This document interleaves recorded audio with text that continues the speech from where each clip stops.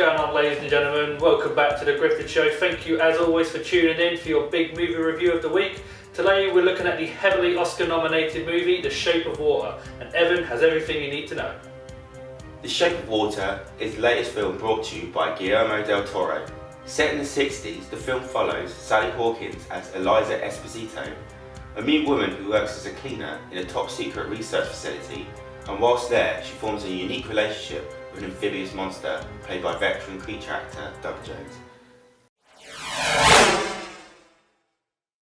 Okay, so one thing I think we both can agree on is that the acting in this film was superb all round. There really wasn't a weak link in the entire cast. So out of all of the amazing performances, which one was your favourite? My favourite one was Michael Shannon, which is odd because he's probably the only actor in it that's not up for an Oscar. But I just think he was great as the villain. Really, he was typical Michael Shannon. Really, I don't think Michael Shannon. He doesn't have a face to be a nice guy at the end of the day. No, he was very menacing throughout, and he did a really good job of intimidating the workers and just he was a formidable foe.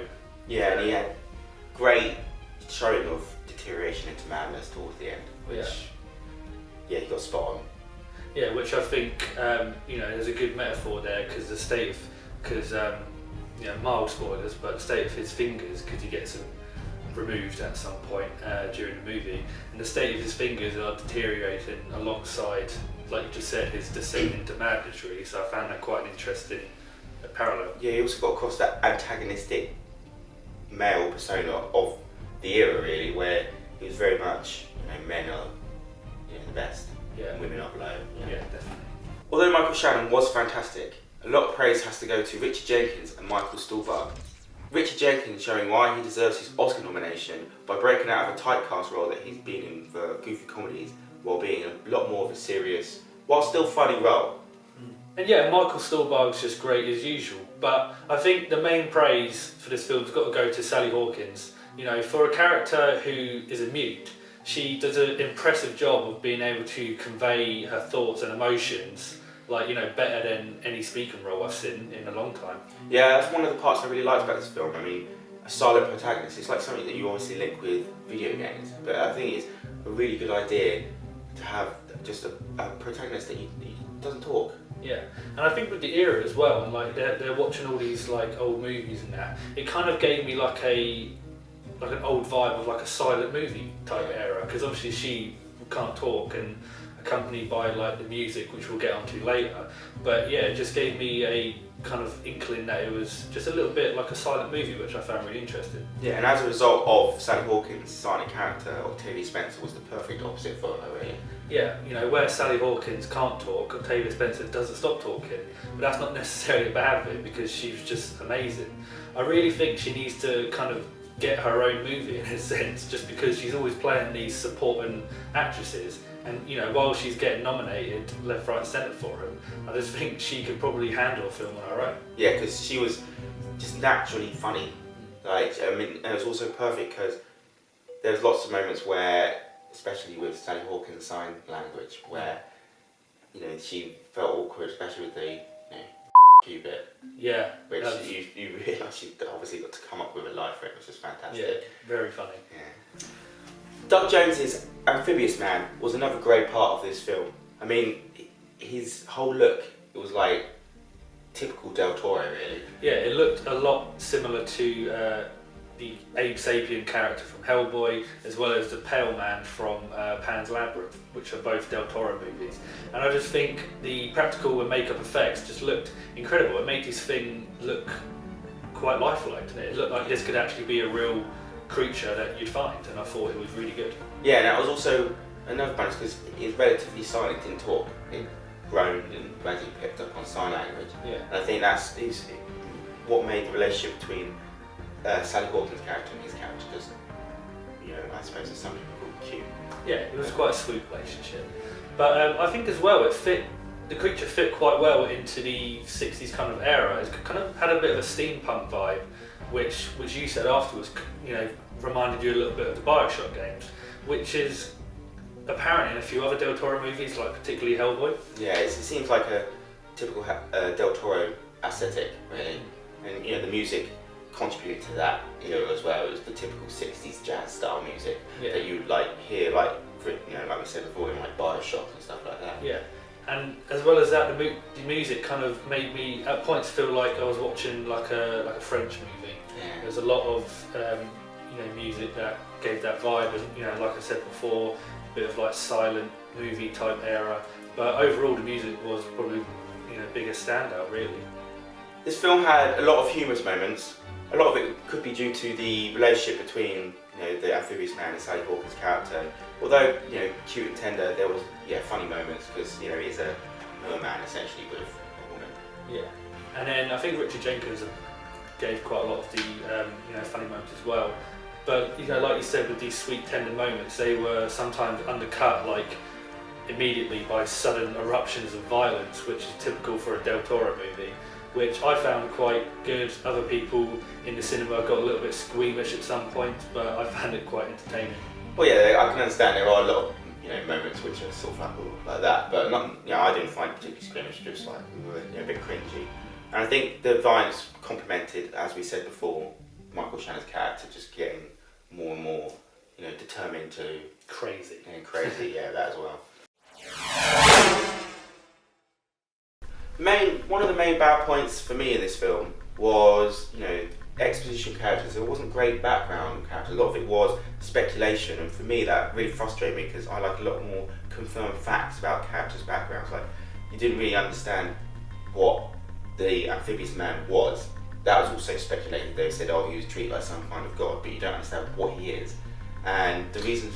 Just quickly, you say that though. You say that you want a little bit more about what he is, but I found it quite interesting, the whole mystery origins. I found quite entertaining because, you see this thing, like you said, he's treated as a god. You don't know why, but isn't that a good thing? You don't know exactly how they captured it, why they're torturing it, and I just found the mystery element a little bit interesting.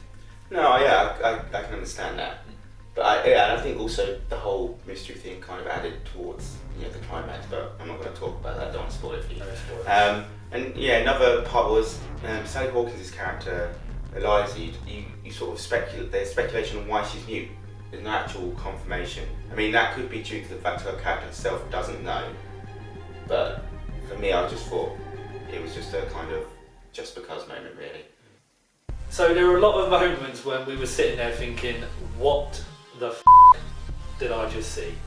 And one of those came from a really uncomfortable scene where Michael Shannon is furiously, I don't want to use the term making love because that was not love, to his wife, and I just found that really awkward and unnecessary. Yeah, and carrying on from that fact, there was probably the biggest of the whole film. Mild spoilers was the fact that it's implied and later confirmed that Eliza banged a fish essentially, and I don't want the whole film to be this fish bang movie. No, because it's not. We don't want to give it the reputation of this is just a movie where a woman has sex with a fish, because it's not that. There's much more to it, but you couldn't get away from the fact that happened. Yeah, and even more that after it happened, you get a nice, quite graphic sign language as how his whole thing Junk works, which comes is out. weird. But it was funny, but also kind of just left me feeling like, oh god, no. So as well as these what the fuck moments, there are a lot of unnecessary scenes that I feel didn't really do anything to the story and just didn't really need to be there. Was there any of those that you found? Yeah, there was one with Richard Jenkins. Like, his character, is quite obviously shown. I suppose obvious, but you might not pick up on it straight away.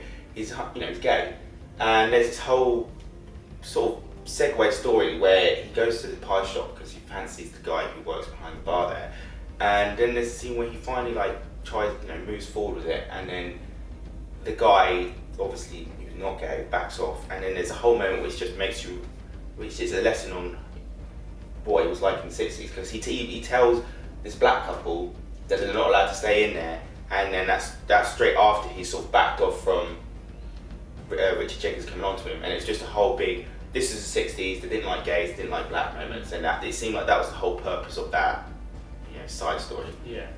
And as well as that, there was a couple of times where we get to see Sally Hawkins how to put this, furiously going at herself in the bath, which I found really awkward. Like, you know, we see it the first time and it's like, okay, but then it shows it again and we're like, so this is her daily routine? Do we need to see it every day? Yeah, I think it was made even more awkward because since she doesn't speak, it's just heavy breathing and a lot of splashing, which just made you sort of sit there thinking, oh God. Very, very strange. Yeah, another scene that came out of nowhere was a musical number with Sally Hawkins, which is supposed to be like it's like in her mind where she wants to try and tell the amphibious man that she loves him, basically. And it's just, I feel like almost ruined her whole silent protagonist image, really. Yeah, and on top of this, there was just a few moments where I found quite hard to believe, really. And one of these has to do with the fact that this is a highly secure research facility, yet the cleaners, like, you know, the janitors, have easy access to this top secret asset, as well as Sally Hawkins been able to flit in and out of the room to play music and dance for the fish. I just found that a little bit, why is there no cameras or security at this high security door? I just found that a little bit hard to believe.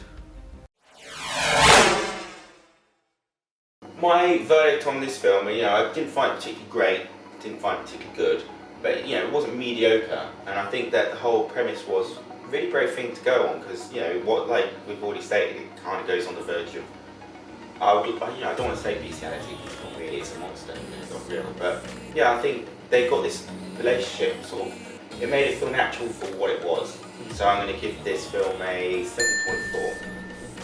Yeah, I mean, I'd agree as well. I don't think it's this amazing movie that everyone's going on about. I don't see the hype. I mean, yes, the acting does deserve Oscar nominations, but I don't know. I just didn't think it was as great as everyone's saying it is. But then again, I didn't think it was a terrible movie, so I'm going to give it a 7.